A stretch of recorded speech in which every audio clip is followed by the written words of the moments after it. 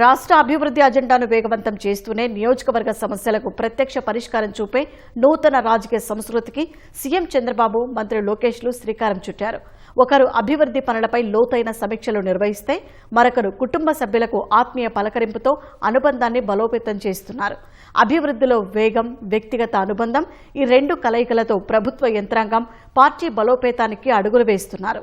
ఒకవైపు జిల్లాలో పనులు పరుగులు పెట్టేందుకు మార్గం సుగమమవుతుండగా కుటుంబ ఆత్మీయత పంచుకోవడం నేతల్లో కొత్త ఉత్సాహాన్ని నింపుతోంది.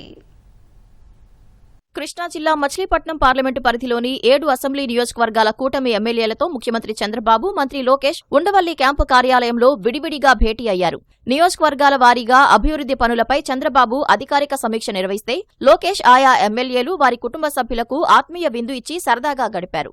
చంద్రబాబు, లోకేష్లు దాదాపు 4 గంటల సమయం ఒక పార్లమెంటు పరిధిలోని ఎమ్మెల్యేలు వారి కుటుంబ సభ్యులకు కేటాయించడం విశేషం. బందరు పోర్టు పనులు వేగవంతం చేయడంతో పాటు 4 లైన్లుగా విస్తరించే కోస్టల్ కారిడార్ జాతీయ రహదారి 216 DPRను సముద్రానికి దగ్గరగా వెళ్లేలా చర్యలు తీసుకోవాలని అధికారులకు సీఎం కీలక ఆదేశాలు జారీ చేశారు. పెనమలూరు, గన్నవరం, గుడివాడ, పామర్రు, అవనిగడ్డ, మచిలీపట్నం, పెడన నియోజకవర్గాల్లో పెండింగ్ పనులను చంద్రబాబు ఆయా ఎమ్మెల్యేలను అడిగి తెలుసుకున్నారు. వాటి పరిష్కారానికి శాఖాపరంగా ఉన్న ఇబ్బందులను లోతుగా అధ్యయనం చేసి పూర్తయ్యేలా చూడాలని అధికారులను ఆదేశించారు. కొన్నింటికి అక్కడికక్కడే పరిష్కార మార్గాలు చూపారు. కలెక్టర్, ఎస్పీలు ప్రజాప్రతినిధులతో సమన్వయం చేసుకోవాలని దిశానిర్దేశం చేశారు. కృష్ణా జిల్లాలో అభివృద్ధి పనులు పరుగెత్తేలా అధికారులు చర్యలు తీసుకోవాలని స్పష్టం చేశారు.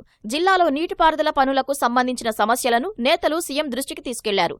నియోజకవర్గాల వారీగా నీటిపారుదల పనులను ప్రాధాన్య క్రమంలో పూర్తి చేయాలని చంద్రబాబు అధికారులకు దిశానిర్దేశం చేశారు. పార్లమెంటు నియోజకవర్గాల వారీగా కూటమి ప్రజా ప్రతినిధులను కుటుంబ సభ్యులతో తన ఇంటికి ఆహ్వానించి ఆహ్లాదకర వాతావరణంలో విందు ఏర్పాటు చేసి మాటలు, ముచ్చట్లతో గడిపే సరికొత్త సంప్రదాయానికి మంత్రి లోకేష్ శ్రీకారం చుట్టారు. తొలి రోజు భేటీలో మచిలీపట్నం పార్లమెంటు నియోజకవర్గ కూటమి ఎంపీ, ఎమ్మెల్యేలు, ఎమ్మెల్సీలను కుటుంబ సభ్యులతో సహా తన ఇంటికి విందుకు ఆహ్వానించారు. అంతా ఒకచోట కూర్చొని భోజనం చేశారు.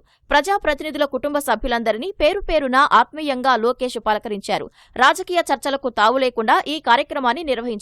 తన ఇంటికి వచ్చిన ఆడపడుచులకు లోకేష్ మంగళగిరి చేనేత కళాకారులు నేసిన పట్టు చీరలు బహూకరించారు.